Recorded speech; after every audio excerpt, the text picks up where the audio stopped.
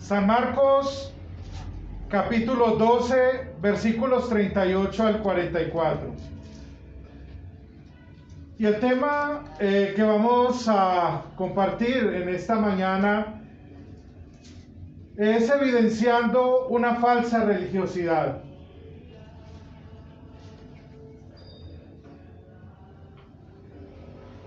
En la antigua congregación donde fui pastor, recién llegué a esta congregación, cada domingo me daba cuenta de un hombre vestido de manera muy sencilla, con ropa de trabajo, y en la puerta de la iglesia estaba la pila bautismal, y él siempre llegaba y se sentaba en ese lugar. Él no se atrevía a entrar, y por supuesto que había muchas sillas disponibles que él podía sentarse en ellas, y su actitud era siempre permanecer allí.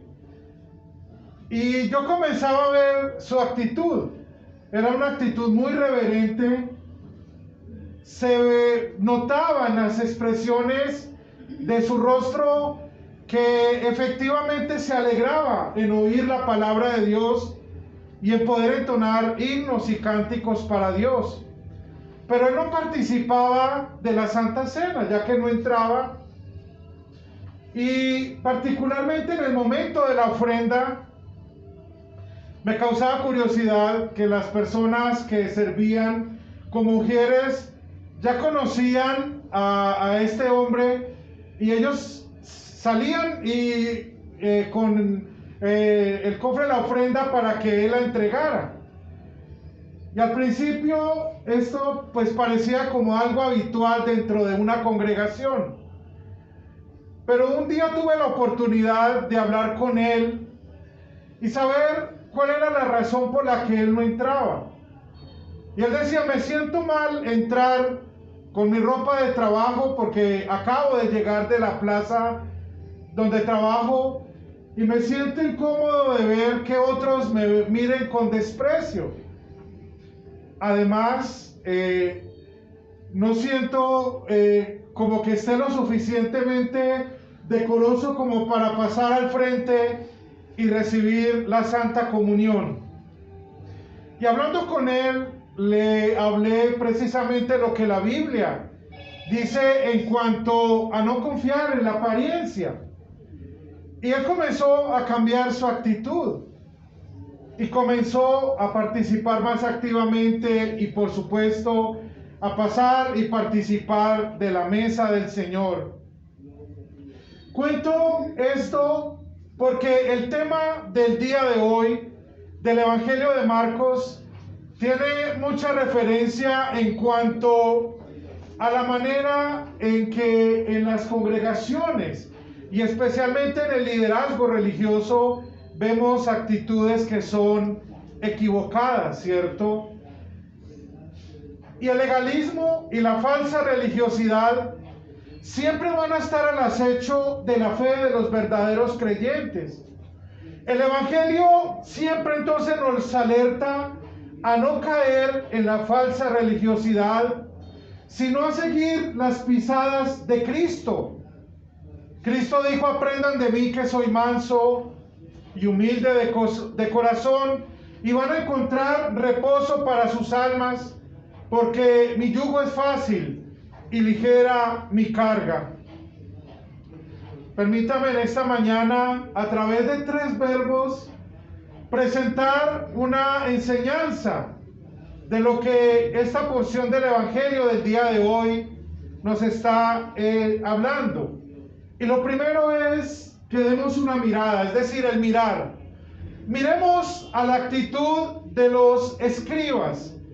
El versículo 38, Jesús dice: cuídese de los maestros de la ley, es decir, de los escribas, pues a ellos les gusta andar con ropa largas, que los saluden con respeto en las plazas, buscar los asientos de honor en las sinagogas, los mejores lugares en las comidas, y despojan de los bienes a las viudas, y para disimularlo hacen grandes oraciones. Y Jesús dice: ellos van a recibir un mayor castigo por causa de esto. Primero, ¿quiénes eran los escribas? Como su nombre lo dice, eran las personas encargadas de cuidar y de transcribir también la ley de Dios. Pero no solo era, digámoslo así, de ser unas personas encargadas solamente de la parte, diríamos hoy en el contexto más actual, de digitar, sino también de enseñar y de hacer que se cumpliera en el rigor. Jesús los llama hipócritas, no solo en esta ocasión, sino también en Mateo capítulo 23 y en Lucas capítulo 11, en los versículos 54. Vemos cómo Jesús reprende duramente a estas personas. ¿Y por qué lo hace? Jesús muestra la conducta equivocada de ellos. Ellos confiaban en una religión externa, es decir, del vestido, de las costumbres, de los lugares que ellos apartaban dentro de las sinagogas, de la distinción de las comidas, como luego el apóstol San Pablo en la carta a los Colosenses va a hablar un poco acerca de ello. Pero toda esta actitud que parecía ser muy buena estaba solamente siendo una máscara o un ropaje que cubría las verdaderas intenciones que habían en el corazón de estos hombres, que sin temor a equivocarnos podemos decir que eran falsos maestros y falsos líderes. El Señor, a través del profeta Ezequiel, en el capítulo 34, habla de los falsos pastores que solo causan daño a las ovejas, ¿verdad? Y eso era en la época de Jesús lo que vivía y enseñaba este grupo de líderes religiosos. Externamente parecía muy bueno. Nadie puede negar que las buenas costumbres son buenas. Nadie puede negar que lo que ellos de alguna manera practicaban era bien visto en la sociedad, y por supuesto no hay en ello malo. Pero Jesús denuncia esto, es porque ellos lo usaban, como ya mencioné hace un momento atrás, como un ropaje para encubrir las verdaderas intenciones que ellos tenían en sus corazones. ¿Y cuáles eran? El versículo 40. Ellos despojan de sus bienes a las viudas y para disimularlo hacen largas oraciones, pero ellos recibirán mayor castigo. Es decir, encubrían bajo un aspecto de piedad lo que ellos eran en sí. Esa es aquella palabra que nosotros conocemos también cuando decimos es un lobo vestido de oveja, ¿cierto? Eso eran ellos. Tenían una apariencia de piedad, pero su corazón era inclinado totalmente a causar vergüenza a la misma ley que ellos decían defender. Y ese es el punto en el cual el Señor quiere llevarnos también a nosotros hoy como creyentes que estamos oyendo nuevamente el Evangelio. Ellos devoran las casas de las viudas, y esa expresión decimos, bueno, pero si eran personas tan reconocidas, ¿cómo era que le hacían daño a las mujeres viudas? Pero no era que ellos fueran a asaltarlas en las casas, a decir, me tienen que dar todo. No, era de una manera muy sagaz. Al ellos conocer bien la ley, ellos dentro de la sociedad judía ejercían el derecho, lo que hoy nosotros llamamos ser un abogado, en pocas palabras. Por eso ese era el papel de ellos.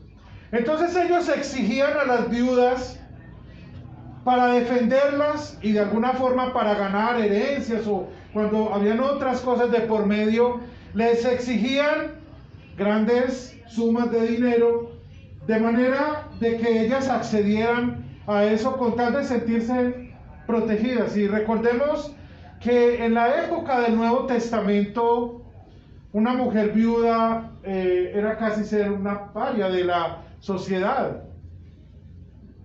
Por eso es que el cristianismo, y eso lo encontramos en las cartas, en el libro de los Hechos de los Apóstoles, y principalmente en Primera de Timoteo, cuando Pablo le da instrucciones acerca de las viudas en la congregación. Porque eran mujeres que de alguna manera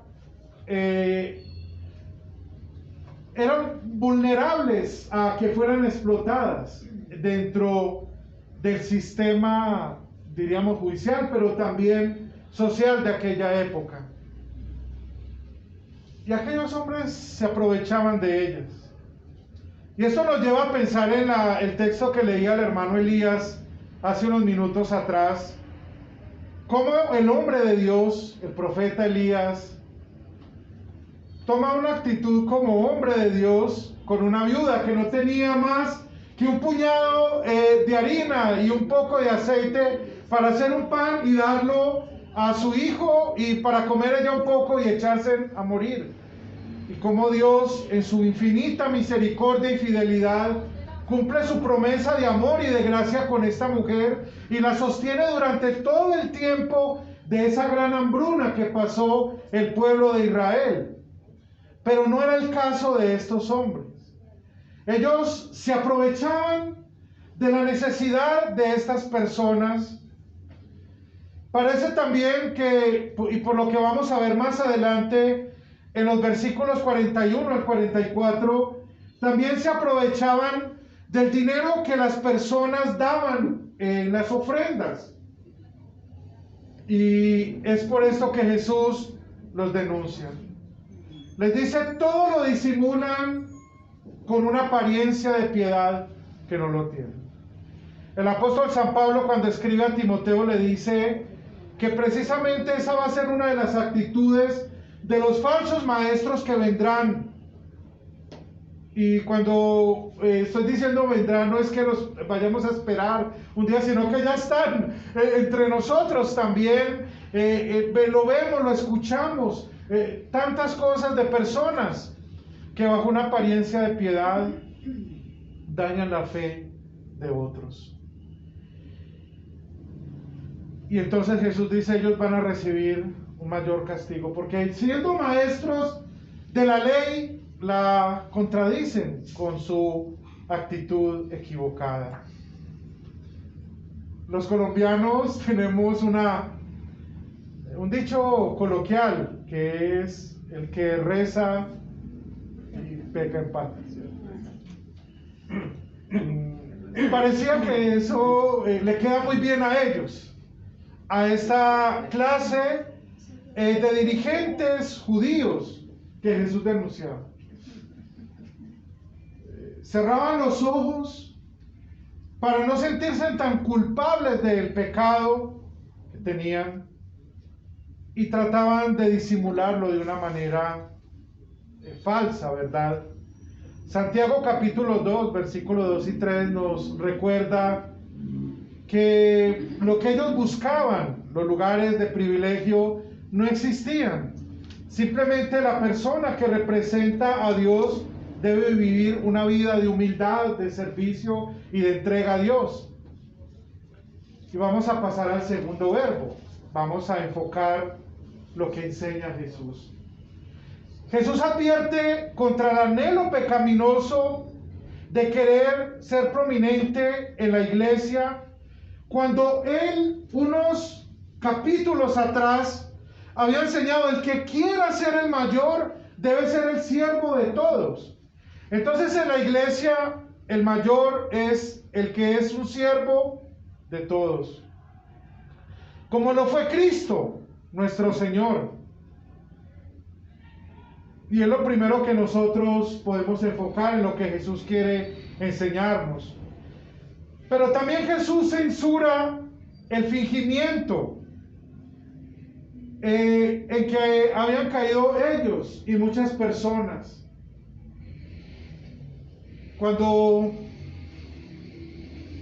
gracias a Dios, en esta congregación, y no nos ha pasado, pero sí en el pasado he tenido experiencias un poco tristes. Cuando uno hace la visitación a los miembros y simpatizantes, encuentra personas que a veces tratan de tener un ropaje de apariencia para mostrar lo que ellos no son, ¿cierto? En realidad. El autor de un libro que leí hace un tiempo atrás decía, lo hermoso de la vida cristiana es vivirla en la vida cotidiana. Y no es caer en el fingimiento, porque ese es el pecado que hay allí. La hipocresía, ¿cierto?, de ellos. Entonces Jesús condena el uso de la religión como un medio, primero, para violar los mandamientos que él había dado, pero también para obtener ganancias que eran deshonestas. Y más adelante vamos a ver un poco acerca, cuando lleguemos a la ofrenda de la viuda, por qué es tan importante esa enseñanza tan sencilla que el Señor da. La religión y la vida cristiana no es para acumular ganancias.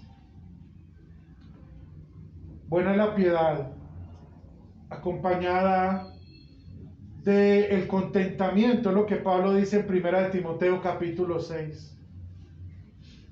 Y Pablo describe el contentamiento como algo tan sencillo. Nada hemos traído y nada nos vamos a llevar. Entonces vivamos siempre agradecidos con lo que Dios nos ha dado. La iglesia de Cristo no puede ser una pirámide, ¿cierto? Tampoco puede ser un banco. Tampoco el centro de la enseñanza es el dinero, sino la gracia de Dios que nos perdona a pesar de nosotros, que Dios en Cristo ha perdonado nuestros pecados. Y que vivir en la piedad significa trabajar, servir, amar, honrar, todo lo que nos enseñan los 10 mandamientos. De manera que con nuestra vida también podamos servir a Dios y a nuestro prójimo. Pero no es cayendo en el fingimiento, ni tampoco en la hipocresía de los líderes religiosos de aquel entonces. Ahora hay un tercer verbo y es el entender. ¿Qué es lo que Cristo quiere que nosotros entendamos y llevemos a nuestra vida del Evangelio de hoy? Y es que hay un contraste entre la religión de las obras y la vida cristiana que se vive por la fe. Las obras de estos hombres eran muertas. Ellos oraban y la oración es buena, sin duda. El Señor nos dice que debemos orar sin cesar. Pero ¿por qué la oración de ellos era muerta? ¿Por qué el tener posiciones en la sinagoga, en los banquetes, el ser saludados y reverenciados por la gente era algo malo? Porque la palabra de Dios nos dice que eran obras muertas, porque eran obras que se hacían sin la fe. Y todo lo que no proviene de la fe, como dice el apóstol San Pablo, pues es pecado. Porque eran obras que pretendían evidenciar algo que ellos no eran, pero que pretendían serlo. Pero las obras que se hacen en Cristo son buenos frutos. Así no parezcan ser muy grandes ni muchos. Las obras que hacemos en la fe y en la gracia pueden ser tan pequeñas e insignificantes al lado de obras muertas que pueden ser aplaudidas y alabadas aún en los medios de comunicación. Pero Dios ve el corazón y la fe que Él mismo nos ha dado. Por eso Pablo le dice a los Gálatas, no nos cansemos de hacer el bien. Nuestras obras entonces son frutos de la fe y no son obras de la carne, digámoslo así, muertas y sin ningún propósito. La apariencia de piedad de los escribas en realidad solo mostraban lo que había en su corazón: codicia, ¿cierto? Y Pablo dice que esa es la raíz de todos los males. Y para concluir y contrastar la enseñanza de hoy del Santo Evangelio, el Señor en el templo se para cerca del cofre de las ofrendas. Era una urna, para que tengamos como una imagen. No es como lo hacemos nosotros, ¿cierto? Un platón o una bolsita que pasamos por los puestos de la capilla, sino que evidentemente era una urna grande donde las personas se acercaban a traer las ofrendas de acuerdo a la enseñanza de la ley. Allí desfilaban personas, y podemos pensar en el grupo de personas a quienes Jesús estaba denunciando por su conducta pecaminosa. Ellos podían llevar grandes sumas, aunque no lo dice el texto, y podían ser alabados de dar mucho.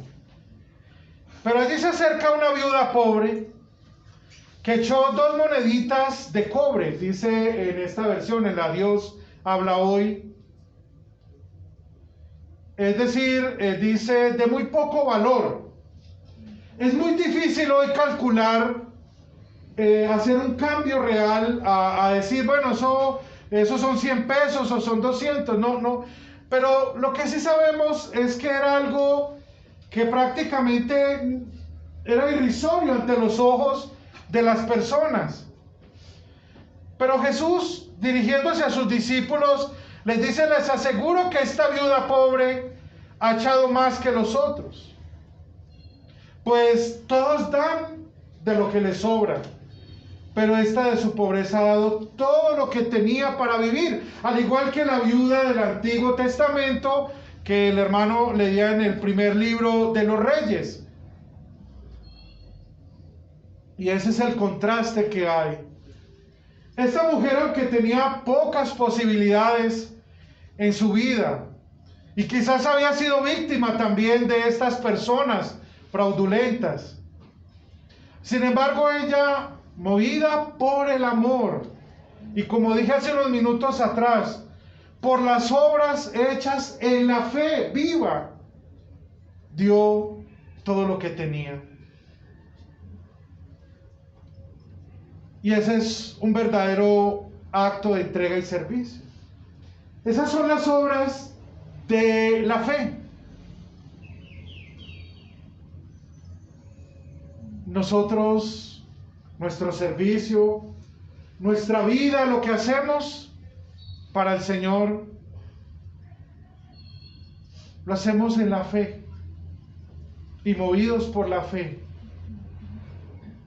La fe que nos invita a entregar todo lo que somos, nuestra vida, nuestros dones, todo al servicio al Señor y a la causa del Evangelio.